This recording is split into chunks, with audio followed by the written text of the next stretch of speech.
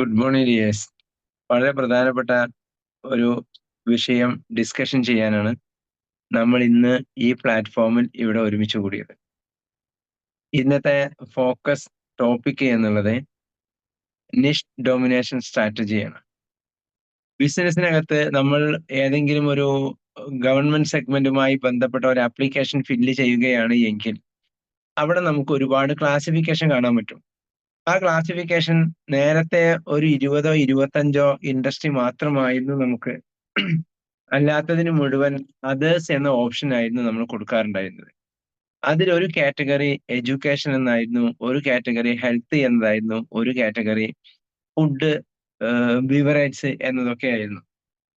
എന്നാൽ ഇന്ന് നമ്മൾ ഹോട്ടൽ ഇൻഡസ്ട്രിയെ മാത്രം എടുത്തു നോക്കിയാൽ ഹോട്ടൽ ഇൻഡസ്ട്രി ഇന്ന് നിലവിൽ 24 കാറ്റഗറി നമ്മുടെ നാട്ടിൽ ലൈവ് ആയിട്ടുണ്ട്. അതിനേക്കാൾ കൂടുതൽ ക്ലാസിഫിക്കേഷനുള്ള പല നാടുകളും നമുക്ക് കാണുവാൻ വേണ്ടി കഴിയും. ഏതൊക്കെയാണ് ഈ 24 കാറ്റഗറി ഇൻഡസ്ട്രികൾ? അതില് 3 കാറ്റഗറി ആയിട്ട് നമുക്കതിനെ ഡിവൈഡ് ചെയ്യാം. ഒന്ന് ഡ്രിങ്ക്സ് ഐറ്റംസുകളുടെ ഒരു കാറ്റഗറി, രണ്ടാമത്തേത് സ്വീറ്റ്സ് ആൻഡ് സ്നാക്സ് ഐറ്റംസുകളുടെ മറ്റൊരു കാറ്റഗറി, മൂന്നാമത്തേത് ഹെവി ഫുഡ് ഐറ്റംസുകളുടെ മറ്റൊരു കാറ്റഗറി. ഈ കാറ്റഗറിയിൽ തന്നെ ഒരുപാട് സബ് കാറ്റഗറി. നേരത്തെ നമുക്ക് എന്താണ് ഉണ്ടായിരുന്നത്? ഒന്നുകിൽ അത് കുൾബാർ ആൻഡ് ടീ ഷോപ്പ്, രണ്ടാമത്തെ ഒന്ന് ഹോട്ടൽ. ഈ രണ്ടിൽ ഏതെങ്കിലും ഒന്നായിരുന്നു നേരത്തെ നമ്മൾ സെലക്ട് ചെയ്യാറുണ്ടായിരുന്നത്. നമ്മുടെ നാട്ടിൽ നമ്മുടെ കൺമുമ്പിൽ നമ്മുടെ ഫിസിക്കൽ എക്സ്പീരിയൻസിന് വേണ്ടി നമുക്ക് ലഭ്യമായിരുന്നത്. എന്നാൽ ഇന്ന് അത് മാറി ഫുഡ് എന്നുള്ള ഇൻഡസ്ട്രി തന്നെ എത്രയോ സബ് ക്ലാസിഫിക്കേഷനിലേക്ക് പോയി. എന്താണ് അതിന്റെ കാരണം? അതാണ് ഇന്നത്തെ നമ്മുടെ ടോപ്പിക്കുമായി ബന്ധപ്പെട്ട് ഈ കേസ് സ്റ്റഡി പരസ്പരം കണക്ട് ആകുന്നത്. എന്താണ് നമ്മുടെ ടോപ്പിക്ക്? മൈക്രോ ഡൊമിനേഷൻ അല്ലെങ്കിൽ നിഷ് ഡൊമിനേഷൻ സ്ട്രാറ്റജി. ബിസിനസ്സിനകത്ത് ഈ കാലത്ത് ഏറ്റവും ട്രെൻഡായി നിൽക്കുന്ന ഒരു സ്പേസ് ആണ് നിഷ് ഡൊമിനേഷൻ എന്നുള്ളത്. എന്തുകൊണ്ടാണ് നിഷ് ഡൊമിനേഷനിലേക്ക് കോർപ്പറേറ്റ് വേൾഡ് പോകാനുള്ള കാരണം? നമ്മള് പല കാരണങ്ങൾ കൊണ്ട് പല സാഹചര്യത്തെ പല ബിസിനസ് മോഡിനെ എടുത്തു നോക്കിയാൽ അവിടെ ഒരുപാട് മാൻ പവർ ഡിഡക്ഷനെ നമുക്ക് കാണാൻ പറ്റും. 2-3 എക്സാമ്പിൾ. KSRTCയിൽ ഡോർ ഓട്ടോമേഷൻ വന്നതിന് ശേഷം ഉണ്ടായ ഒരു സൗകര്യം വളരെ വലുതാണ്. കാരണം മറ്റത് ആ 2 ഡോറിനെയും മാനേജ് ചെയ്യുന്ന ഒരു കണ്ടക്ടറുടെ ഡ്യൂട്ടി അവിടെ ഉണ്ടായിരുന്നു. ഡോർ ഓട്ടോമേഷൻ വന്നതോടുകൂടി നമ്മുടെ നാടുകളിലെ പഴയ പ്രൈവറ്റ് ബസ്സുകൾ മുഴുവൻ നേരത്തെ 4 സ്റ്റാഫ് ഉണ്ടായിരുന്നു. ഇന്ന് ഒരു ബസ്സിലും നമുക്ക് 4 സ്റ്റാഫിനെ കാണാൻ പറ്റുന്നില്ല. മിക്കവാറും 2 സ്റ്റാഫ്, അപൂർവം ചില ബസ്സുകളിൽ 3 സ്റ്റാഫ്. കാരണം അവിടെ ഒരു മാൻ പവർ എഫേർട്ടിനെ കുറച്ചു കൊണ്ടുവരുന്ന ഒരു സിസ്റ്റം അവിടെ ജനറേറ്റ് ചെയ്തു. അതൊരു സെമി ഓട്ടോമേഷൻ ആണ്. ആ സെമി ഓട്ടോമേഷനിൽ ബിസിനസ്സിനകത്തുള്ള ക്രൈസിസിനെ, ബിസിനസ്സിനകത്തുള്ള പ്രൊഡക്ടിവിറ്റിയെ, ബിസിനസ്സിനകത്തുള്ള കോമ്പറ്റീഷനെ മെയിൻറ്റെയിൻ ചെയ്യാൻ പറ്റുന്ന ഏറ്റവും നല്ല ഒരു പാറ്റേൺ ആയി സ്വീകരിച്ചത് ഇവിടെ പ്രോഫിറ്റ് ജനറേറ്റ് ചെയ്യുക എന്നതല്ല, പ്രോഫിറ്റ് ഇൻക്രീസ് ചെയ്യുക എന്നതല്ല, മറിച്ച് എങ്ങനെയാണ് ഈ എക്സ്പെൻസ് മെയിൻറ്റെയിൻ ചെയ്യുക എന്നതിലാണ് ഈ പോളിസികൾ മുഴുവൻ ക്രിയേറ്റ് ആകുന്നത്. നമ്മൾ എത്രയോ ബിസിനസ് ഫേമുകളെ ഇതുമായി റിലേറ്റ് ചെയ്ത് നോക്കിയാൽ നമുക്ക് മനസ്സിലാവും. അവിടെ ഒരു സെമി ഓട്ടോമേഷൻ കൊണ്ടുവന്ന് മാൻ പവർ അവിടെ കുറച്ചു. ഈ മാൻ പവർ കുറച്ചിടത്താണ് ഒരു ബിസിനസ് സസ്റ്റെയിൻ ആവാനുള്ള ചില ക്രൈറ്റീരിയ അവിടെ നിലനിന്നത്. അതൊരിക്കലും പ്രോഫിറ്റിന്റെ ഇൻക്രിമെന്റ് ആയിരുന്നില്ല, മറിച്ച് എക്സ്പെൻസിന്റെ മെയിൻ്റെനൻസ് ആയിരുന്നു. ഈ എക്സ്പെൻസിന്റെ മെയിൻ്റെനൻസിലാണ് ഇത് മെയിൻറ്റെയിൻ ചെയ്യാൻ ഈ ഞാൻ നേരത്തെ എക്സാമ്പിൾ ചെയ്ത ബിസിനസ് ഫേമുകൾക്ക് സാധിച്ചത്. എന്തുകൊണ്ടാണ് ഇത് വന്നത്?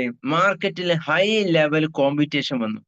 ഈ കോമ്പറ്റീഷനെ മെയിൻറ്റെയിൻ ചെയ്യാൻ പണ്ട് പ്രൈസ് കുറച്ച് വിൽക്കുക എന്ന നയമുണ്ടായിരുന്നു. എന്നാൽ പ്രൈസ് കുറച്ച് വിൽക്കാൻ പറ്റാത്ത അത്ര രീതിയിൽ പൊട്ടിച്ചു കൊടുക്കുക എന്ന ഒരു കോൺസെപ്റ്റ് മാർക്കറ്റിൽ വന്നതോടുകൂടി പിന്നീട് ഫോക്കസ് ചെയ്യാൻ പറ്റുന്ന ഏറ്റവും വലിയ മേഖല. എന്തുകൊണ്ടാണ് ഹോട്ടലുകൾ മൈക്രോ നിഷിലേക്ക് പോയത്? ഒരു ഹോട്ടലിൽ 4-5 കാറ്റഗറി ഫുഡ് ഉണ്ട് എങ്കിൽ ഏറ്റവും മിനിമം അവിടെ 3 കുക്കുമാരെങ്കിലും വേണം. മറ്റുള്ള സ്റ്റാഫുകളുടെ ഒക്കെ കൗണ്ട് വേറെ.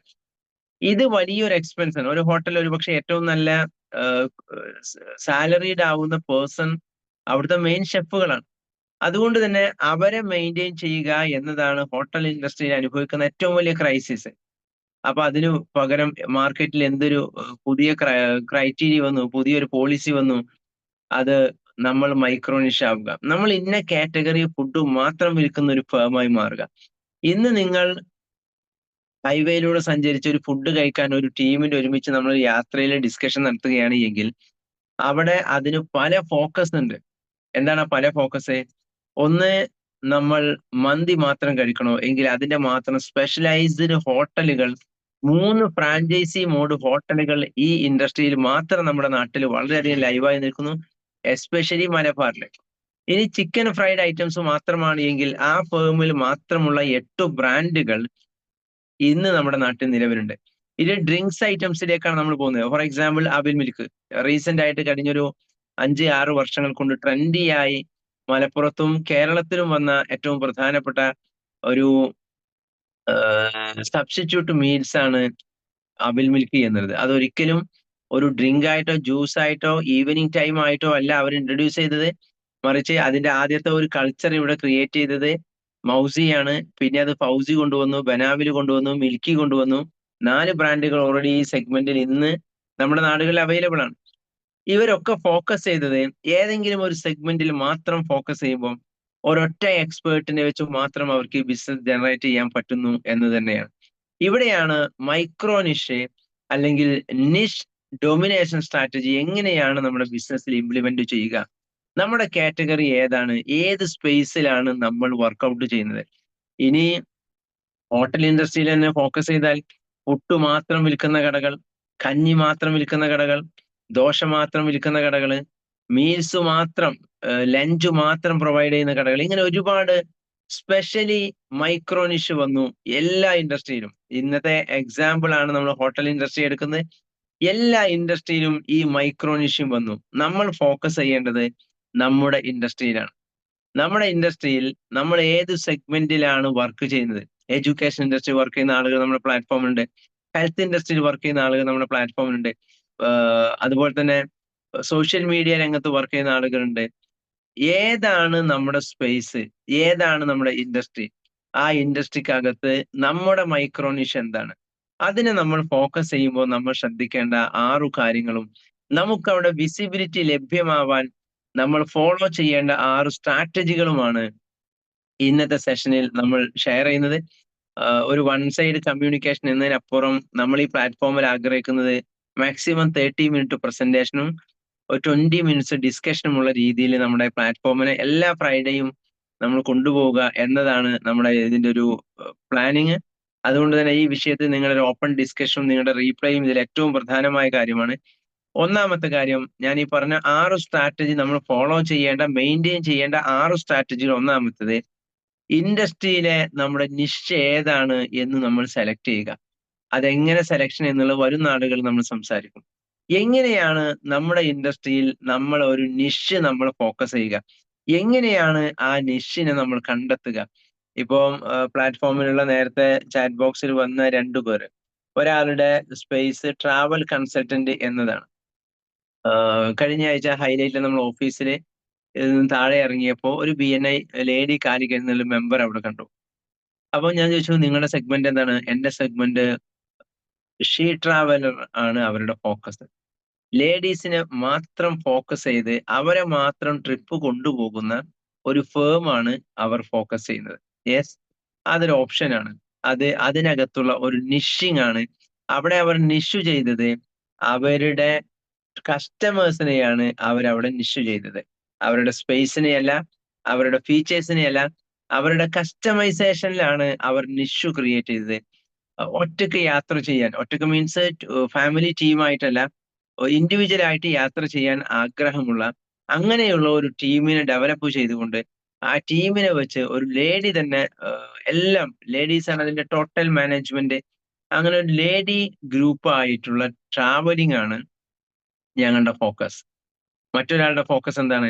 അവർ ഫോക്കസ് ചെയ്യുന്നത് ഡൊമസ്റ്റിക് മാത്രമുള്ള ട്രിപ്പുകളാണ്. എന്താണ് നമ്മളുടെ ആ സെഗ്മെന്റിലെ നമ്മുടെ നിഷിങ് ഏരിയ? അങ്ങനെ എന്താണോ നമ്മൾ ഫോക്കസ് ചെയ്യുന്നത്, ആ ഫോക്കസ് ചെയ്യുന്നതിലേക്ക് നമ്മൾ വരണമെങ്കിൽ നമുക്ക് അതിനകത്ത് ഒരു എക്സ്പെർട്ടൈസേഷൻ വരണം. അതാണ് രണ്ടാമത്തെ മേഖല. നമ്മൾ സ്പെസിഫൈ ചെയ്യുന്ന സ്പേസിൽ നമ്മുടെ എക്സ്പെർട്ടൈസേഷൻ എന്താണ്? അതിനെ നമുക്ക് പൊസിഷൻ ചെയ്യാൻ കഴിയണം. എന്തുകൊണ്ട് അവരുടെ കൂടെ ഈ ലേഡിയുടെ പ്രത്യേകത, അവർ കാശ്മീർ ട്രിപ്പ്, ഡൽഹി യാത്ര, ഇന്ത്യയിലെ ഒട്ടുമിക്ക സ്ഥലങ്ങളിലും സോളോ ട്രാവലർ ആയിക്കൊണ്ട് ബുള്ളറ്റിൽ യാത്ര ചെയ്ത് അതിൽ വലിയൊരു ആക്സിഡന്റ് പറ്റി, കയ്യിന് ഫുള്ള് സ്റ്റീൽ കമ്പിയിട്ട് അങ്ങനെ ആ ചലഞ്ചിൽ നിന്നൊക്കെ രക്ഷപ്പെട്ടു വന്ന് തിരിച്ചു വീണ്ടും ഈ പാഷനിലേക്ക് തന്നെ ഫോക്കസ് ചെയ്തത്. അതുകൊണ്ട് അതിൽ അവർക്ക് ഒരു ഇമോഷണൽ ലിങ്കും ഉണ്ട്, ഒരു ഇമോഷണൽ സ്റ്റോറി അവർക്ക് അതിൽ ഇൻട്രൊഡ്യൂസ് ചെയ്യാനും പറ്റുന്നുണ്ട്. അതാണ് നമ്മുടെ പൊസിഷനിങ്. നമ്മുടെ എക്സ്പെർട്ടൈസേഷനിൽ നമ്മുടെ പൊസിഷനിങ് എന്താണ്? എങ്ങനെയാണ് നമ്മുടെ മുമ്പിലുള്ള ടാർഗറ്റ് കസ്റ്റമേഴ്സിന് ഫീൽ ചെയ്യുന്ന, അവർക്ക് ട്രസ്റ്റ് വരുന്ന രീതിയിൽ നമുക്ക് എങ്ങനെയാണ് അതിനെ പൊസിഷൻ ചെയ്യാൻ പറ്റുക? എന്ത് എക്സ്പെർട്ടൈസ് ഇന്ന് ഓൾറെഡി പ്ലാറ്റ്ഫോമിനകത്ത് അത്തരം ഒരു എക്സ്പെർട്ടൈസേഷൻ നമ്മൾ ഫോക്കസ് ചെയ്തിട്ടില്ല എങ്കിൽ എങ്ങനെയാണ് നമ്മുടെ ഇൻഡസ്ട്രിയിൽ നമുക്കൊരു എക്സ്പെർട്ടൈസേഷൻ കൊണ്ടുവരാൻ പറ്റുക? ഏറ്റവും സിമ്പിൾ ആണ്. ഇപ്പോ ഈവനിങ് സ്നാക്സിന്റെ നമ്മുടെ നാടുകളിൽ യഥേഷ്ടം കൗണ്ടറുകൾ. ഒരു സ്ഥലത്ത് പോയപ്പോ അവരുടെ പ്രത്യേകത എന്താ? അവരുടെ അതിപ്പം നമ്മളെ ഗുഡ് ബൈ അടക്കം അത് ഓൾറെഡി കഴിഞ്ഞ 1-2 വർഷമായിട്ട് ലോഞ്ച് ചെയ്തിട്ടുണ്ട്.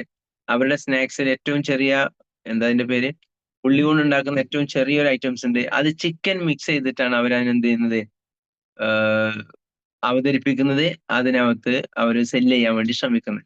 എന്താണോ ഒരുപക്ഷെ അത് നമ്മുടെ ഡിസ്പ്ലേ മോഡിലാവാം, ടേസ്റ്റിലാവാം, അതല്ലെങ്കിൽ കസ്റ്റമൈസേഷനിലാവാം, എവിടെയുമാവാം നമ്മുടെ മൈക്രോ നിഷ് നമ്മൾ സെലക്ട് ചെയ്യുന്നത്. നമ്മുടെ നിഷിങ് ഇൻഡസ്ട്രിയിലുള്ള നിഷ് വിഭവങ്ങളുടെ ഐറ്റംസിലാവാം, നമ്മൾ കൊടുക്കുന്ന പല കൺസേണിലുമാവാം. എന്താണ് നമ്മുടെ നിഷിങ് ഏരിയ? ഒരു ക്ലിനിക്കിൽ പോയപ്പോ അവിടെയുള്ള നിഷിങ് ഫോക്കസ്, ഏതൊരു പേഷ്യന്റ് വന്നാലും 20 മിനിറ്റ് കൊണ്ട് ഞങ്ങൾ അവരെ ഇവിടുന്ന് ഫ്രീ ആക്കും. ഹലോ, 20 മിനിറ്റ് കൊണ്ട് നമ്മൾ അവരെ ഫ്രീ ആക്കി കൊടുക്കും. അതൊരു വലിയ നിശ്ചയാണ്. കാരണം ഒരു വലിയ പെയിൻ പോയിന്റ് അവിടെ കിടക്കുന്നുണ്ട്. എവിടെ? ഒരു ഹോസ്പിറ്റലിലും ക്ലിനിക്കിലും ഒരു ഡയഗ്നോസിസ് ലാബിലും ഒരാൾ പോയാൽ അവരുടെ ടോട്ടൽ ഷെഡ്യൂളിനെ തെറ്റുന്ന രീതിയിലുള്ള ഡിലേ അവിടെ വരുന്നു. അതൊരു കസ്റ്റമറിനെ സംബന്ധിച്ച് ഏറ്റവും വലിയ പെയിൻ പോയിന്റ് ആണ്. ഈ പെയിൻ പോയിന്റിനെ അഡ്രസ് ചെയ്തുകൊണ്ട് ഒരു ഫേമിനെ അവരെന്ത് ചെയ്തു? എക്സ്പ്ലോർ ചെയ്തു. ഇതാണ് നമ്മുടെ നിഷിങ്. ആ നിഷിങ്ങിന്റെ മേഖല നമ്മൾ ഡിസൈൻ ചെയ്യണം. ഏതൊരു മേഖലയിലാണ് എനിക്ക് നിഷ് ചെയ്യാൻ പറ്റുക? എങ്ങനെയാണ് എനിക്ക് അതിനെ അവതരിപ്പിക്കാൻ പറ്റുക? ആ നിഷിങ്ങിന്റെ ബ്രാൻഡാണ് ഞാൻ, അതിന്റെ എക്സ്പേർട്ട് ആണ് ഞാൻ എന്ന് എങ്ങനെയാണ് നമുക്ക് പൊസിഷൻ ചെയ്യാൻ പറ്റുക? മൂന്നാമത്തേത് നമ്മുടെ USP ആണ്. നമ്മളൊരു നിഷ് സെലക്ട് ചെയ്തു നമ്മുടെ ഇൻഡസ്ട്രിയിൽ, ആ നിഷിന്റെ എക്സ്പേർട്ട് ആണ് നമ്മൾ എന്ന് നമ്മൾ പൊസിഷൻ ചെയ്താൽ, മൂന്നാമത് നമ്മൾ ഫോക്കസ് ചെയ്യേണ്ടത് അതിന്റെ യുണീക്ക്നെസ് ആണ്. എന്താണ് കസ്റ്റമറിന് ഇതേ സെഗ്മെന്റിലെ മറ്റൊരാൾ കൊടുക്കാത്തത് എനിക്ക് കൊടുക്കാൻ പറ്റുക? അതിന് നമുക്ക് എക്സാമ്പിൾ ചെയ്യാൻ പറ്റും. നിങ്ങൾക്ക് എവിടെയും പോയി ടെസ്റ്റ് ചെയ്യാം. പക്ഷേ നിങ്ങളെ പിന്നെ ഡോക്ടർ പരിശോധിക്കുമ്പോൾ ഇത് എവിടെ നിന്നാണ് നിങ്ങൾ സ്കാൻ ചെയ്തത്, ഇതിനത്ര ക്ലാരിറ്റി ഇല്ലല്ലോ എന്ന് ഒരിക്കലും നിങ്ങളോട് ഒരു കൺസൾട്ടന്റും പറയില്ല. എന്നതാണ് ഒരു ഡയഗ്നോസിസ് ഫേമിന്റെ അവരുടെ ടാഗ് ലൈൻ ആയിട്ട് അവർ കൊടുത്തിട്ടുള്ളത്, അവരുടെ ബ്രാൻഡിങ് കമന്റ് ആയിട്ട് അവർ കവർ ചെയ്തിട്ടുള്ളത്. എന്താണ് നമ്മുടെ USP? എന്ത് യുണീക്ക്നെസ്സിനാണ് കസ്റ്റമർ നമ്മളെ തേടി വരേണ്ടത്? ഇതേ സർവീസും ഇതേ പ്രൊഡക്റ്റും വിൽക്കുന്ന എത്രയോ ഫേമുകൾ നമ്മുടെ സറൗണ്ടിങ്സിലുണ്ട്. നമ്മുടെ കോമ്പറ്റേറ്റീവ് ഫേമുകളാവാം, അതല്ലാത്ത ബ്രാൻഡുകളാവാം.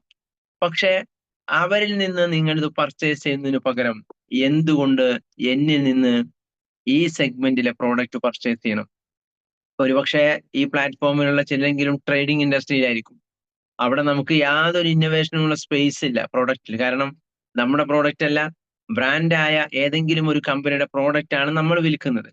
നമ്മൾ വിൽക്കുന്ന അതേ പ്രോഡക്റ്റ് അതേ സ്പെസിഫിക്കേഷനോട് കൂടി വിൽക്കുന്ന അനേകം ഫേമുകൾ ഉണ്ടാവാം. അവിടെ നമുക്ക് എങ്ങനെ മൈക്രോ നിഷ് ചെയ്യാൻ പറ്റും? നമ്മുടെ മുമ്പിൽ 2 ഓപ്ഷനേ ഉള്ളൂ. ഏറ്റവും കൂടുതൽ ആളുകൾ ചെയ്യുന്ന ഓപ്ഷൻ, മറ്റുള്ളവർ വിൽക്കുന്നതിനേക്കാൾ പ്രൈസ് കുറച്ച് എനിക്ക് വിറ്റിട്ട് എങ്ങനെ കസ്റ്റമൈസേഷൻ മെയിൻറ്റെയിൻ ചെയ്യാൻ പറ്റും. അതാണ് ഏറ്റവും കൂടുതൽ ആളുകൾ ഫോക്കസ് ചെയ്യുന്നത്. എന്നാൽ ഇതിൽ ട്രേഡിംഗ് ഇൻഡസ്ട്രിയിലാണ് എങ്കിൽ നമ്മൾ ഫോക്കസ് ചെയ്യേണ്ട ഏറ്റവും പ്രധാനപ്പെട്ട ഭാഗം, തന്റെ കോമ്പറ്റേറ്റേഴ്സ് നൽകാത്ത എന്തു സർവീസ് ആണ് ഇതിന്റെ ആഡ് ഓൺ ആയിട്ട് എനിക്ക് പ്രൊവൈഡ് ചെയ്യാൻ പറ്റുക? അവിടെ മാത്രമേ ട്രേഡിങ്ങിൽ നമുക്ക് നിലനിൽക്കാൻ കഴിയൂ. ബിസിനസ്സിന് ഇന്ന് 4 മോഡാണുള്ളത്. ഒന്നാമത്തേത് മാനുഫാക്ചർ ആണ്, രണ്ടാമത്തേത് ട്രേഡർ ആണ്, മൂന്നാമത്തേത് സർവീസ് ഇൻഡസ്ട്രിയാണ്. നാലാമത്തേത് പ്ലാറ്റ്ഫോം ക്രിയേഷൻ ആണ്. നമ്മൾ ഏതൊരു സ്പേസിൽ നിന്നിട്ടാണ് നമ്മൾ വർക്ക് ചെയ്യുന്നത്, ആ സ്പേസിൽ മാനുഫാക്ചറിങ് ആണോ, നമുക്ക് അവിടെ something different uniqueness and innovation implement ചെയ്യാൻ പറ്റണം. നമ്മൾ ട്രേഡിംഗ് ആണോ, നമ്മൾ ഉണ്ടാക്കുന്ന പ്രോഡക്റ്റ് അല്ല, മാർക്കറ്റിലെ ഏറ്റവും ലീഡിംഗ് പ്രോഡക്റ്റ് ആണ് നമ്മൾ സെല്ല് ചെയ്യുന്നത് എങ്കിൽ അതിനെ സർവീസിൽ എങ്ങനെ USP കൊണ്ടുവന്ന് നമുക്ക് അതിനെ പ്രൊവൈഡ് ചെയ്യാൻ പറ്റും, നമുക്ക് എങ്ങനെ കസ്റ്റമറിന് കൂടുതൽ ട്രസ്റ്റ് ക്രിയേറ്റ് ചെയ്യാൻ പറ്റും. ഇതാണ് നമ്മുടെ USP. ഇതാണ് നമ്മൾ ഫോക്കസ് ചെയ്യേണ്ട മൂന്നാമത്തെ സെഗ്മെന്റ്.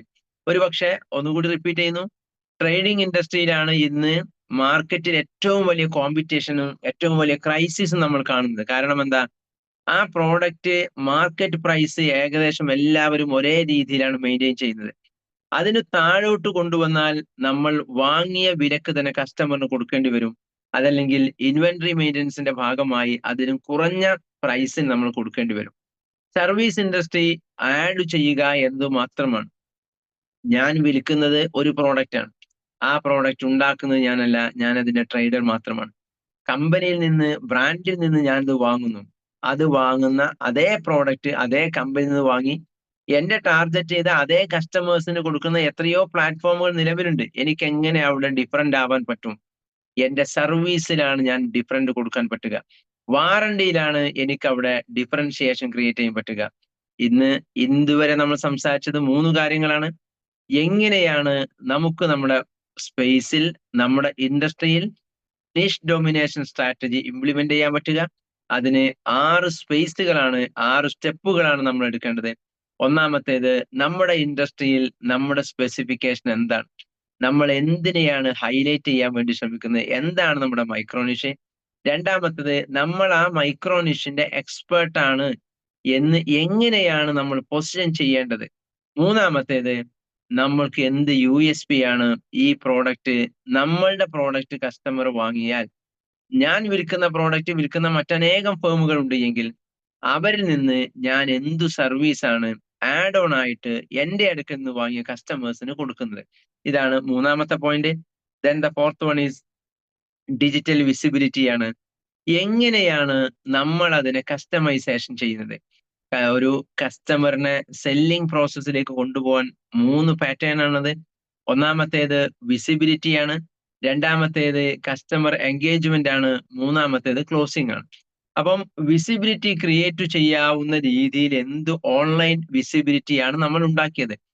ഹോർഡിങ്സിനെക്കാളും ഇന്നത്തെ കാലത്ത് ഇമ്പാക്റ്റ് ഉള്ളത്, 10-20ന്റെ വലിയ ഹോർഡിങ്സുകളെക്കാളും ഇമ്പാക്റ്റ് ഉള്ളത് ഒരു ചെറിയ പ്ലെയറുകളാണ്, ഒരു ചെറിയ സ്റ്റാറ്റസ് ആണ്, ഒരു ചെറിയ സോഷ്യൽ മീഡിയ ഷെയറിംഗ് ആണ്. അത്രയും വലിയ ഇമ്പാക്റ്റ്. കാരണം ഹോർഡിങ്സ് ഹൈവേയിൽ വെക്കുന്നത് ആളുകൾ വാഹനത്തിലൂടെ സഞ്ചരിക്കുമ്പോൾ ഫ്രീ ആയിട്ട് ഓപ്പൺ എയറിലേക്ക് നോക്കാൻ വേണ്ടിയിട്ടാണ്. എന്നാൽ വാഹനത്തിൽ സഞ്ചരിക്കുന്നവർ ഓപ്പൺ എയറിലേക്ക് നോക്കുന്നത് ഇന്നത്തെ കാലത്ത് 80% കുറഞ്ഞു എന്നാണ് ഡിജിറ്റൽ മീഡിയ മേഖലയിലുള്ള എക്സ്പേർട്ടുകൾ പറയുന്നത്. കാരണം ആളുകൾ ഈ ഹോർഡിങ്സിൽ കാണുന്നതിനേക്കാളും വലിയ അട്രാക്ഷൻ ആണ് അവരുടെ ഡിജിറ്റൽ പ്ലാറ്റ്ഫോമുകൾ അവർ കാണുന്നത്. അതുകൊണ്ട് തന്നെ വലിയ ഹോർഡിങ്സുകളെക്കാൾ ഇമ്പോർട്ടന്റ് ആണ് നമ്മുടെ ഓൺ പ്ലാറ്റ്ഫോം. നമുക്ക് അങ്ങനെ ഒരു സോഷ്യൽ മീഡിയ വിസിബിലിറ്റി ക്രിയേറ്റ് ചെയ്യാൻ പറ്റുന്ന ഒരു ബിസിനസ് മോഡിനെ നമ്മൾ ഡെവലപ്പ് ചെയ്തിട്ടുണ്ടോ? ഇതാണ് നിഷ് ഡൊമിനേഷനിലെ 4ാമത്തെ സ്ട്രാറ്റജി. എന്റെ ബിസിനസ് ഏതെങ്കിലും ഒരു മെഷീനറി സപ്ലൈ ആണ് എങ്കിൽ, ഏതെങ്കിലും ഒരു ഫുഡ് പ്രോഡക്റ്റ് സപ്ലൈ ആണ് എങ്കിൽ, അത് എന്നിൽ നിന്ന് കസ്റ്റമർ വാങ്ങിയാൽ അവർക്ക് കിട്ടുന്ന ബെനിഫിറ്റ്, അതിനെ നമുക്ക് 3 രീതിയിൽ വിസിബിലിറ്റി ക്രിയേറ്റ് ചെയ്യാം. ഒന്നാമത്തേത്, ഇന്നലെ നമ്മൾ ഇതിന്റെ പ്രമോ വീഡിയോയിൽ പറഞ്ഞതുപോലെ അവയർനെസ് മാർക്കറ്റിങ്ങിലൂടെ നമുക്ക് നമ്മുടെ വിസിബിലിറ്റി അറിയിക്കാം. ഈ പ്രോഡക്റ്റ് നിങ്ങൾ ഉപയോഗിക്കേണ്ടത് ഏതു രീതിയിലാണ്, ഇത് ഉപയോഗിച്ചാൽ നിങ്ങൾക്കുള്ള ബെനിഫിറ്റ് എന്താണ് എന്ന അവയർനെസ് മാർക്കറ്റിംഗ് ആവാം. രണ്ടാമത്തേത്, ഈ വിഷയത്തിൽ നമ്മുടെ സ്റ്റോറി ടെല്ലിംഗ് ആവാം. ഇമോഷണലി കണക്ട് ചെയ്യുന്ന നമ്മുടെ സ്റ്റോറി ടെല്ലിംഗ് വിസിബിലിറ്റി നമ്മുടെ പ്ലാറ്റ്ഫോമിലൂടെ നമുക്ക് പബ്ലിക്കിലേക്ക് ഷെയർ ചെയ്യാൻ പറ്റണം. മൂന്നാമത്തേത് ഇതിന്റെ കസ്റ്റമർ റിവ്യൂ ആണ്. കസ്റ്റമർ എങ്ങനെയാണ് ഇത് പ്രീവിയസ്ലി ഉപയോഗിച്ചിട്ട് അവർക്കുള്ള ഏറ്റവും ബെറ്റർ എക്സ്പീരിയൻസ്, ആ ബെറ്റർ എക്സ്പീരിയൻസ് കസ്റ്റമറിൽ നിന്ന് നമ്മൾ വാങ്ങുന്നു, അത് നമ്മുടെ സോഷ്യൽ മീഡിയ പ്ലാറ്റ്ഫോമിലൂടെ നമ്മൾ ഷെയർ ചെയ്യുന്നു. ഈ 3 രീതിയും നമ്മുടെ സോഷ്യൽ മീഡിയ വിസിബിലിറ്റിക്ക് ക്രിയേറ്റ് ചെയ്യുമ്പോഴാണ് കസ്റ്റമറിന് ഓർമ്മയുണ്ടാവുക അവർക്കൊരു പ്രോഡക്റ്റ് ആവശ്യം വരുമ്പോ, ഓ ഇത് ഇന്നയാളുടെ കൈവശമുണ്ടല്ലോ, ഇന്നയാൾ ഇത് ചെയ്യുന്നതാണല്ലോ. ആ സ്പോട്ടിൽ നമ്മുടെ ഇൻസ്റ്റയിൽ കയറി പരിശോധിച്ച് അവർക്ക് ആവശ്യമുള്ള ഒരു പ്രോഡക്റ്റ് ഐഡന്റിഫിക്കേഷനെ കണ്ടെത്തണമെന്നുണ്ട് എങ്കിൽ അവർക്ക് ആവശ്യമുള്ള സമയത്തല്ല, കസ്റ്റമറിന് ആവശ്യമില്ലാത്ത സമയത്തും നമുക്കതിനെ ഓർത്തുവെക്കാൻ, കസ്റ്റമറിനെ ഓർത്തുവെപ്പിക്കാൻ നമുക്ക് സാധിക്കണമെന്നുണ്ട് എങ്കിൽ നമ്മൾ സോഷ്യൽ മീഡിയയിൽ ഈ രംഗത്ത് വിസിബിൾ ആവണം. 3 രീതിയിൽ, എയ്തർ അവയർനെസ് മാർക്കറ്റിംഗ്, അല്ലെങ്കിൽ നമ്മുടേതായ സ്റ്റോറി ടെല്ലിംഗ്, മൂന്നാമത്തേത് കസ്റ്റമർ റിവ്യൂ. ഈ 3 രീതിയും ക്രിയേറ്റ് ചെയ്തുകൊണ്ട് നമ്മുടെ സോഷ്യൽ മീഡിയ ഡിജിറ്റൽ പ്ലാറ്റ്ഫോമുകളെ ലൈവ് ആക്കി നിർത്തുവാൻ നമുക്ക് സാധിക്കണം. കാരണം ഇന്നത്തെ ബിസിനസ് ഡിജിറ്റലില് മാത്രമല്ല, ഫിസിക്കലിൽ മാത്രമല്ല, ഹൈബ്രിഡ് ആണ് പുതിയ കാലത്തിന്റെ ബിസിനസ് മോഡൽ, സെയിൽസ് മോഡൽ.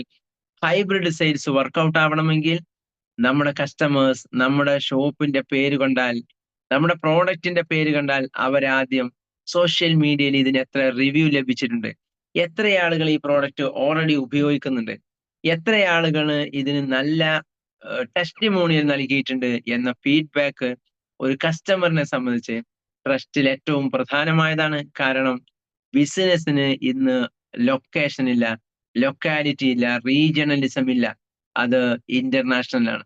എവിടെയുള്ള പ്രോഡക്റ്റും എവിടെ നിന്നും എവിടേക്കും പർച്ചേസ് ചെയ്യാവുന്ന ഒരു കാലത്ത് നമ്മൾ ജീവിക്കുമ്പോൾ അവിടെ കസ്റ്റമർ റിവ്യൂ ആണ് ട്രസ്റ്റിന്റെ ഏക മാർഗം. അവർക്ക് നമ്മളെ പേഴ്സണലായി എക്സ്പീരിയൻസ് ചെയ്യാനുള്ള അവസരമില്ല, അവർ നമ്മളെ നേരിട്ട് കാണുന്നില്ല, നമുക്ക് പേയ്മെന്റ് നൽകുന്നതിന് മുൻപ് അവർക്ക് നമ്മളെ കോണ്ടാക്ട് ചെയ്യാൻ അവസരം ചിലപ്പം ഉണ്ടായിക്കൊള്ളണമെന്നില്ല. അവിടെ കസ്റ്റമർ റിവ്യൂ ആണ് ഇതിൽ ഏറ്റവും പ്രധാനം. ഞാൻ ഇന്നലെ നമ്മുടെ സ്റ്റുഡിയോയിലേക്കുള്ള ഒരു പാനലിന് വേണ്ടി, ഒരു സ്മാർട്ട് പാനലിന് വേണ്ടി ഇവിടെയുള്ള ഡെലിവറിയുടെ ഔട്ട്ലെറ്റ് പോയി. അവിടെ സാധനം എത്തിയെന്ന് അവരെന്നെ വിളിച്ചിരുന്നു. വലിയ പാനൽ ആയതുകൊണ്ട് അവരുടെ ഡെലിവറി ഇല്ല.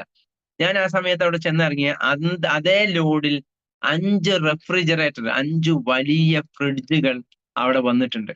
നമ്മൾ നോക്കേണ്ടത് കസ്റ്റമറിന് ഒരുപക്ഷെ നമ്മുടെ നാട്ടിലെ ഒരു ഫിസിക്കൽ ഔട്ട്ലെറ്റിൽ പോയാൽ ലഭിക്കുന്നതിനേക്കാളും ഏറ്റവും മിനിമം 4000 അറൗണ്ട് പ്രൈസ് വ്യത്യാസമുണ്ട്. പക്ഷേ കസ്റ്റമറിന് ഇലക്ട്രോണിക് ഐറ്റംസുകൾ ഓൺലൈനിലൂടെ പർച്ചേസ് ചെയ്യാൻ പേടിയായിരുന്നു. ആ പേടി മാറിയതിന്റെ ഏറ്റവും വലിയ ഉദാഹരണമാണ് ഒരു ടൗണിൽ ഒരു ദിവസം മാത്രം ഓൺലൈൻ പ്ലാറ്റ്ഫോമിലൂടെ റെഫ്രിജറേറ്ററുകൾ ഒരേ സമയം ഒരു ദിവസം ഡെലിവറി നടക്കുന്നുവെങ്കിൽ 10ലധികം ടിവികൾ അവിടെ ഡെലിവറി ഒരു ദിവസം തന്നെ അവർക്ക് വന്ന ലോഡിൽ ഉണ്ട് എങ്കിൽ അത്രയും ഇമ്പോർട്ടന്റ് കസ്റ്റമർ ഓൺലൈൻ പ്ലാറ്റ്ഫോമുകൾക്ക് നൽകുന്നു. നേരത്തെ എന്തായിരുന്നു, ചെറിയ ടൈപ്പ് ഡ്രസ്സുകളോ ചെറിയ ഐറ്റംസുകളോ ഒക്കെ ആയിരുന്നു വാങ്ങിയിരുന്നത് എങ്കിൽ ഏറ്റവും വലിയ പ്രീമിയം പ്രോഡക്റ്റുകൾ പോലും ഒരിക്കലും കാണാത്ത, ഒരിക്കലും അറിയാത്ത, ആരാണ് ഇതിന്റെ ഓണേഴ്സ്, ആരാണ് ഇതിന്റെ ബിഹൈൻഡ് ദ സ്ക്രീൻ എന്നറിയാത്ത എല്ലാ കമ്പനികളിൽ നിന്നും ആളുകൾ ലക്ഷങ്ങളുടെ പ്രോഡക്റ്റുകൾ പർച്ചേസ് ചെയ്യാൻ തുടങ്ങി. കാരണം അവർക്ക് അവരെ സോഷ്യൽ മീഡിയ പ്ലാറ്റ്ഫോമുകളിൽ അവർക്ക് വിസിബിലിറ്റി ഉണ്ടായിരുന്നു എന്നതാണ്. ശൈലം എന്ന ഓൺലൈൻ എഡ്യൂക്കേഷൻ പ്ലാറ്റ്ഫോമുമായോ എൻട്രൻസ് കോച്ചിങ്ങുമായോ യാതൊരു ബന്ധവുമില്ലാത്ത വ്യക്തിയായിരുന്നു മമ്മൂട്ടി. പക്ഷേ ആ വ്യക്തി വെച്ച് ബ്രാൻഡ് ചെയ്തിട്ട് വലിയ സ്പേസ്, വലിയ ട്രസ്റ്റ് അവർക്ക് ക്രിയേറ്റ് ചെയ്യാൻ പറ്റുന്നു. ആളുകൾക്ക് പരിചയമുള്ള മുഖത്തെ ഈ കമ്പനിയുടെ ഫ്രണ്ടിലേക്ക് കൊണ്ടുവന്ന് വെക്കുക എന്നതാണ് അതിന്റെ ബ്രാൻഡിങ് വിസിബിലിറ്റി. എനിവേ, നമ്മളുടെ നിഷ് ഡൊമിനേഷൻ, ഞാൻ എന്തിന്റെ എക്സ്പേർട്ട് ആണ്, എന്റെ ബിസിനസ് ഏതു മേഖലയിലാണ്, ഈ സെഗ്മെന്റിൽ നിങ്ങൾ എന്തുകൊണ്ട് എന്നിൽ നിന്ന് പർച്ചേസ് ചെയ്യണം എന്ന ചോദ്യത്തിന് ഒരു ജ്വല്ലറിക്കാരനാണെങ്കിൽ അവനൊരു ഉത്തരമുണ്ടാവും, ഒരു ഹോട്ടലുകാരനാണെങ്കിൽ അവനൊരു ഉത്തരമുണ്ടാവും. കോഴിക്കോട് ടൗണിൽ പോകുന്ന ഒരു വ്യക്തി ബിരിയാണി എന്ന് ആലോചിക്കുമ്പോൾ ഏതോ 1-2 ഹോട്ടലുകൾ അവന്റെ ചിന്തയിലേക്ക് ആദ്യം ഓടി വരുന്നുണ്ട്. ആ ഓടി വരുന്നതിന്റെ കാരണം മറ്റു നാടുകളിലെ ബിരിയാണിയേക്കാൾ അത് വലിയ ബെസ്റ്റ് ആണ് എന്ന് അഭിപ്രായമില്ല. പക്ഷെ അതിനെ ബെസ്റ്റ് ആക്കി അവർ പൊസിഷൻ ചെയ്തു എന്നതാണ് അതിൽ ഏറ്റവും പ്രധാനം.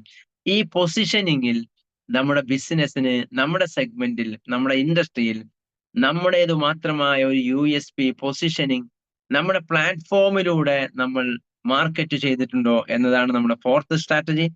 Then the fifth one is concern ഡാറ്റയാണ്. ഞാൻ വിൽക്കുന്നത് ഇന്ന പ്രോഡക്റ്റ് ആണ് എങ്കിൽ അതിന്റെ കസ്റ്റമർ എവിടെയാണുള്ളത്, ആ കസ്റ്റമറിലേക്ക് എങ്ങനെയാണ് എനിക്ക് എത്താൻ പറ്റുക. ഒരു പബ്ലിക് സ്പേസിൽ പോയിട്ട് ഒരിക്കലും നമ്മൾ നമ്മളുടെ ബ്രാൻഡ് വിസിബിലിറ്റിക്ക് വേണ്ടി ശ്രമിക്കരുത്. ഒരു റിയൽ സ്റ്റോറി പറയുന്നു. ഹുർലിൻ പർദ. അത് ഈ വിഷയത്തിൽ ഏറ്റവും നല്ല ഒരു ടാർഗറ്റ് കസ്റ്റമേഴ്സിലേക്ക് എത്തിയ ഒരു ഫോക്കസ് ഫേമാണ്. ഹുർലിൻ പർദ കഴിഞ്ഞ ഒരു 10 വർഷം, ഒരു 6-7 വർഷം മുൻപ് അവരുടെ ഏറ്റവും വലിയ വിസിബിലിറ്റി ക്രിയേഷൻ അവർ നടത്തിയിരുന്നു. എന്താണ് അതിന്റെ പ്രത്യേകത? ഇന്ന് പർദ്ദ ഒന്നുകൂടി ഒരു ട്രെൻഡി മോഡലായി വന്നുവെങ്കിൽ അന്ന് ട്രെൻഡി ആയിട്ടല്ല, ഒരു മൊറാലി ഫീലിംഗ് ഉള്ള ആളുകൾ മാത്രം ധരിച്ചിരുന്ന ഒരു കാലത്ത്, ഒരു 10 years before, 10 or 15 years before, അന്ന് അവർ അതിനെ ബ്രാൻഡ് ചെയ്തപ്പോൾ അവർ ശ്രദ്ധിച്ചത് പർദ്ദ ധരിക്കുന്നത് മുസ്ലിം കമ്മ്യൂണിറ്റിയാണ്. അത് ധരിക്കുന്നവരുടെ കൺസേൺ സെപ്പറേറ്റ് ഉണ്ട്. അപ്പൊ അവർ ചെയ്തത് 5 മാഗസിനുകൾ അവർ ഫോക്കസ് ചെയ്തു. ഏതാണ് ഈ 5 മാഗസിനുകൾ? കേരളത്തിലെ ലീഡിംഗ് ആയി നിൽക്കുന്ന 5 മുസ്ലിം ഓർഗനൈസേഷനുകളുടെ ഒഫീഷ്യലായ അവരുടെ വീക്കിലി അല്ലെങ്കിൽ ഫോർട്ട്നൈറ്റ്ലി ഓർ മന്ത്ലി ഈ മാഗസിനുകളുടെ പുറം ചട്ട അവരങ്ങോട്ട് ഏറ്റെടുത്തു 3 വർഷത്തേക്ക്. 3 വർഷം ഈ ഓർഗനൈസേഷനുകളുടെ അണ്ടറിലുള്ള ഈ പ്രസിദ്ധീകരണങ്ങളുടെ പുറംചട്ടയിൽ റെഗുലർ ആയിട്ട് അവരുടെ പരസ്യം വന്നു. കാരണം അവരുടെ ടാർഗറ്റ് കസ്റ്റമേഴ്സ് ഈ മാഗസിൻ വരിക്കാരായവർ മാത്രമാണ്. അവരെ മാത്രം ഫോക്കസ് ചെയ്തുകൊണ്ട് അവർ ഒരിക്കലും ഹോർഡിങ്സ് ചെയ്തില്ല, പബ്ലിക് ഇവന്റുകളിൽ പങ്കെടുത്തിട്ടില്ല, ഒരിക്കലും അവർ പത്രങ്ങളിൽ ആഡ് കൊടുത്തിട്ടില്ല. കാരണം അവരുടെയൊക്കെ അത് ചെയ്യുമ്പോൾ അവിടെ ഒരു പക്ഷേ 10% കസ്റ്റമർ മാത്രമേ അതിലേക്ക് എത്തൂ. പക്ഷേ ഈ 5 മാഗസിൻ അവർ ഫോക്കസ് ചെയ്തപ്പം അവരുടെ ജെന്യൂൻ കസ്റ്റമേഴ്സിലേക്കാണ് 100% ഇത് ചെന്നത്. അതുകൊണ്ട് തന്നെ വലിയ ഇന്നവരെവിടെയുണ്ട് എന്നത് മറ്റൊരു വിഷയം. അതിന്റെ പൊസിഷനിങ് മെയിൻ്റെനൻസ് അവർക്ക് ചെയ്യാൻ പറ്റിയില്ല എന്നാണ് ഞാൻ മനസ്സിലാക്കുന്നത്.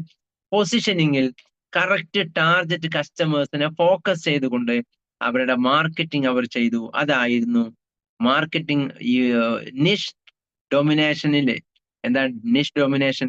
എന്താണോ എന്റെ സ്പെഷ്യൽ യുണീക്ക് ഏരിയ, അതിനെ ഞാൻ എങ്ങനെ എന്റെ മുൻപിലുള്ള കസ്റ്റമേഴ്സിന് മുമ്പിൽ ഡൊമിനേറ്റ് ചെയ്ത് ഹൈലൈറ്റ് ചെയ്ത് കാഴ്ചവെക്കുന്നു എന്നതാണ് നിഷ് ഡൊമിനേഷൻ.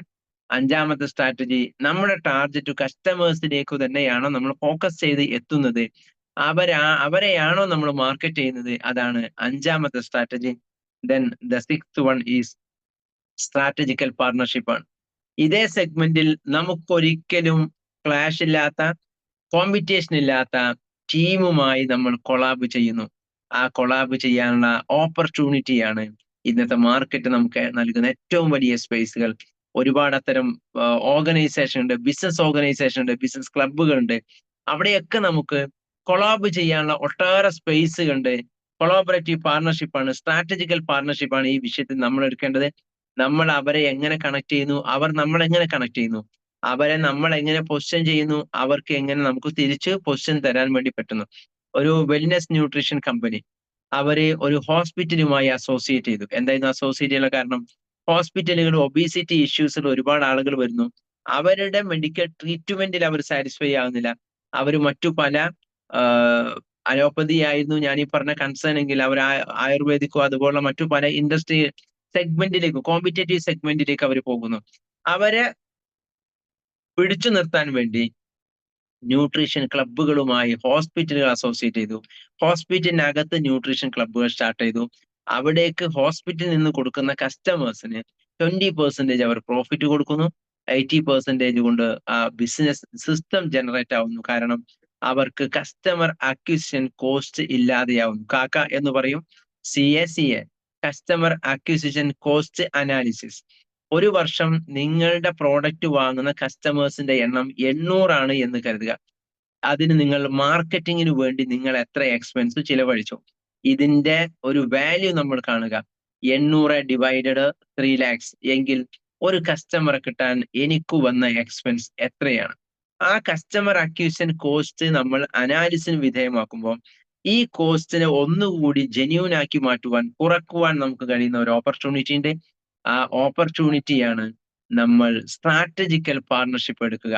നമ്മളുമായി കോമ്പീറ്റ് ആവാത്ത എന്നാൽ കൊളാബ് ചെയ്യാൻ ഓപ്ഷൻ ഉള്ള ഫേമുകളുമായി, ടീമുകളുമായി, കമ്പനികളുമായി, മാർക്കറ്റിംഗ് ഗ്രൂപ്പുകളുമായി നമ്മളൊരു കൊളാബറേഷൻ ക്രിയേറ്റ് ചെയ്താൽ അവിടെ നമുക്ക് നമ്മുടെ ബിസിനസിനെ നെക്സ്റ്റ് ലെവലിലേക്ക് കൊണ്ടുപോകേണ്ട ഓപ്പർച്യൂണിറ്റി ഉണ്ട്. ഒന്നുകൂടി ഇന്നത്തെ ഡിസ്കഷൻ റിമൈൻഡ് ചെയ്യുന്നു, ഒരു ബിസിനസിന്റെ നിലനിൽപ്പിന് ഏറ്റവും പ്രധാനം പുതിയ ചില സ്ട്രാറ്റജികളിലൂടെ നമ്മൾ കടന്നുപോലാണ്. അത് ഇന്നത്തെ കോർപ്പറേറ്റ് വേൾഡിലെ ഏറ്റവും പ്രധാനപ്പെട്ട ഒരു ഫേസ് ഷിഫ്റ്റ് എന്ന് പറഞ്ഞാൽ അത് നിഷ് ക്രിയേഷൻ ആണ്. ഒരു ഇൻഡസ്ട്രിയിലെ കോമൺ കോമ്പറ്റേറ്ററായി നിൽക്കുന്നതിനു പകരം ഞാൻ അതിലെ ഇന്ന സ്പെഷ്യലൈസേഷന്റെ ആളാണ്, ഇന്ന യുണീക്നെസിന്റെ ആളാണ്. ആ USP മാർക്കറ്റിംഗ് ആണ് ഇന്നത്തെ ബിസിനസ്സിലെ ഏറ്റവും പ്രധാനപ്പെട്ട ഒരു സ്പേസ്. ആ USP മാർക്കറ്റിംഗ് എങ്ങനെയാണ് നമുക്ക് ജനറേറ്റ് ചെയ്യാൻ പറ്റുക?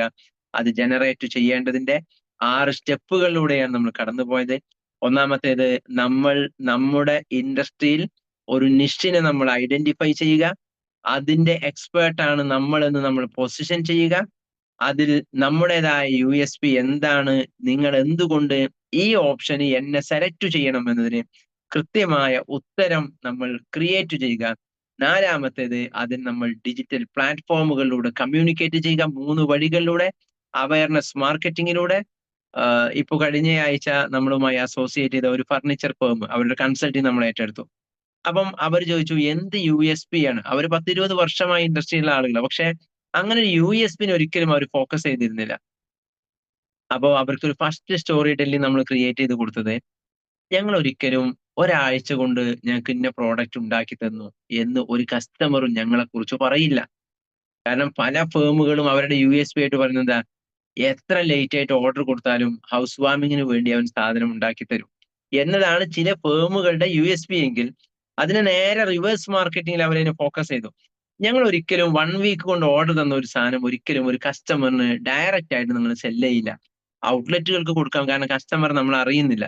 എന്നാൽ ഡയറക്റ്റ് കസ്റ്റമറിലേക്ക് നിങ്ങൾ സെല്ല് ചെയ്യുന്നില്ല. അതിന്റെ കാരണം, ഒരു കസ്റ്റമറിന് വേണ്ടി ഒരു ഫർണിച്ചർ അവർ ഓർഡർ ചെയ്താൽ അതിനു വേണ്ടിയുള്ള മരത്തെ നമ്മൾ അവർക്ക് വേണ്ടിയുള്ള ഷേപ്പിൽ അതിന് പണിത്തരമാക്കിയാൽ മിനിമം 21 ഡേയ്സ് എങ്കിലും നമ്മളത് ഉണക്കിയിട്ട് മാത്രമേ നമ്മൾ ആ പ്രോഡക്റ്റ് അവർക്ക് വേണ്ടി ഡിസൈൻ ചെയ്യൂ. അല്ല എങ്കിൽ ഒരു 3 മാസം കഴിയുമ്പോൾ അത് സെപ്പറേറ്റ് ചെയ്ത് അതിന്റെ ഉണങ്ങി വലിഞ്ഞ് പൊട്ടിയിട്ട് ആ കസ്റ്റമർ പിന്നീട് പരാതിയുമായി നമ്മുടെ അടുത്തേക്ക് വരാനുള്ള സാധ്യതയുണ്ട്. അതിനെയാണ് അവർ ക്വസ്റ്റ്യൻ ചെയ്തത്, എന്താണ് നമ്മുടെ USP.